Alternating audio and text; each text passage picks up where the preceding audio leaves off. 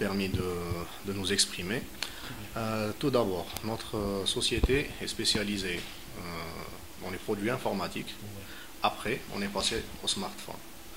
Donc, on est distributeur de deux marques de smartphones qui sont déjà présentes sur le marché. Donc, c'est Doogee et Meizu. Voilà, Doogee pour l'entrée de gamme principalement, Meizu c'est pour le produit premium. Voilà, actuellement on est... voilà, c'est le haut de gamme. Donc notre produit, il est pratiquement présent sur toutes les wilayas, avec un service après-vente et tout. Donc voilà, en gros, notre société est spécialisée dans ce type de produit. Très bien. La nouveauté de Meizu.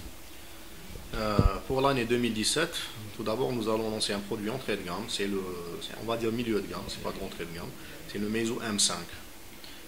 Nous avons l'intention de le présenter à la presse aussi assez bientôt. Et ce modèle, il est très très bien équipé, donc un écran de 5 pouces 2, là où les concurrents font généralement du 5 pouces ou du 4 pouces 5, nous on fait du 5 pouces 2. Un très bel écran et une mémoire de 3 Go 32 et un capteur d'empreinte digitale, un octa-core processeur, donc très puissant, une très belle caméra aussi de 13 mégapixels, donc une batterie de 3000. Donc pour cette gamme de produits, la batterie, la fabrique. je parle de Meizu, c'est Sony en termes de batterie, mais peut éventuellement s'approvisionner. Le processeur, c'est Mediatek. Mediatek, c'est oui, c'est Mediatek. très bien. Voilà. Pour ce modèle, c'est Mediatek. Certains, on va dire que sur la réparation, à 80%, des réparations classiques se font instantanément, donc 10 minutes, 15 minutes, le client il prend son téléphone. Le reste des 20%, ce sont des cas où la panne est un petit peu plus délicate, qui nécessite parfois une semaine, parfois 15 jours, parfois la pièce n'est pas à 100% disponible, mais elle arrive, donc le client sera obligé d'attendre un petit peu.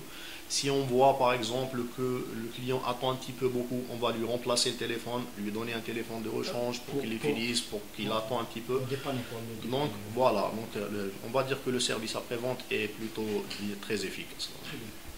Quand le produit est bon, déjà, de par lui-même, de par sa nature, il arrivera à convaincre les clients et de faire parler de lui. Le produit Meizu, il est pas mal en termes de qualité, il est même excellent.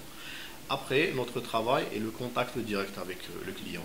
Donc nos partenaires, qui sont généralement des points de vente situés un peu partout dans le pays, on fait une formation avec les vendeurs et qui, eux, ils vont présenter le produit sous sa véritable forme aux clients. Ça, c'est une méthode que nous utilisons. Nous utilisons aussi le marketing digital, donc sur les réseaux sociaux, où nous discutons instantanément avec tous les demandeurs, ceux qui veulent connaître le produit, on essaie de les informer. Et en même temps, nous avons bien sûr une stratégie marketing qui va se développer en 2017 et qui va permettre aux gens de connaître de mieux en mieux notre produit. Concernant les opérateurs, pour le moment, nous n'avons pas de visibilité. Donc, pour le 2017, il n'y a pas de produit, il n'y a pas une entente particulière avec les opérateurs pour le moment. Ça ne veut pas dire que ça ne va pas venir, ça viendra peut-être pour l'année prochaine, Inch'Allah. Bon, l'étude elle a été faite sur la base du pouvoir d'achat algérien tout d'abord. Donc l'Algérien ne peut pas se permettre toutes les technologies à des prix très forts. Donc notre recherche s'est basée sur ça. Après, il fallait trouver le bon fabricant qui va permettre quand même de fabriquer une bonne qualité de produit sans pour autant ruiner un peu le consommateur. Donc nous nous sommes concentrés sur ces deux marques-là parce que justement elles sont spécialisées dans la fabrication de produits à très bon rapport qualité-prix, donc le moins cher possible avec la meilleure qualité possible. Pour répondre un petit peu à cette question, si je peux me permettre, bien sûr. Alors, il faut connaître d'abord les coûts de revient, ou le coût de fabrication des grandes marques. Donc vous trouvez un produit qui coûte 100 $ par exemple à produire, qui est vendu ici à 40 000 dinars. Ce sont pratiquement les marges utilisées par les grandes marques. On achète le nom, tout le monde le sait.